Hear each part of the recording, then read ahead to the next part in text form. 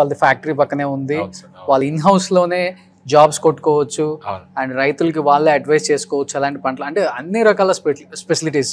100% మనం కట్టిన ఫీజుకి న్యాయం చేసుకోవాలంటే Kaveri university is the best option.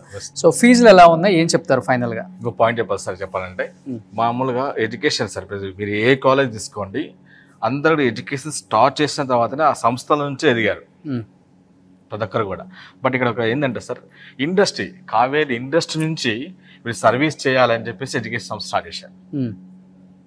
ముందు వీళ్ళు ఎడ్యుకేషన్ స్టార్ట్ చేయలేదు, ఫస్ట్ ఇండస్ట్రీ, లైవ్ ఇండస్ట్రీ పెట్టారు. అవును, కావేరీ సీడ్స్ లైవ్ ఇండస్ట్రీ పెట్టి దాని నుంచి వీళ్ళు సర్వీస్ ఇవ్వాలి, ఏమి ఇద్దాం, ఎలా ఇవ్వాలి అని స్టూడెంట్స్కి స్టార్ట్ చేసి ఎడ్యుకేషన్ స్టార్ట్ చేశారు వీళ్ళు.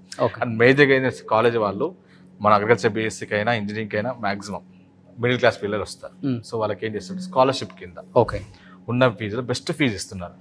మన యాక్చువల్గా అయితే ఫీజు 3 lakhs దాకా పర్సెంటేజ్ ఉంటుంది, 90% ఉంటే 1.5 ఇవ్వడము, 175 ఇవ్వడము, ఆ బేసిస్ కింద ఇస్తున్నారు. అండ్ మోర్ ఓవర్ ఏంటంటే నాన్ లోకల్స్ వస్తారు చాలా మంది, రాయలసీమ నుంచి కావచ్చు, ఆంధ్ర నుంచి కావచ్చు, ఇక్కడ నుంచి వాళ్ళకి పిల్లలకి అకామిడేషన్ ఇంపార్టెంట్. మన క్యాంపస్లోనే, అక్కడ దూరం లేదు, జస్ట్ వాకబుల్లోనే మనకి ఇక్కడ మన గర్ల్స్ హాస్టల్ సపరేట్ ఉంది, బాయ్స్ హాస్టల్ సపరేట్ ఉంది.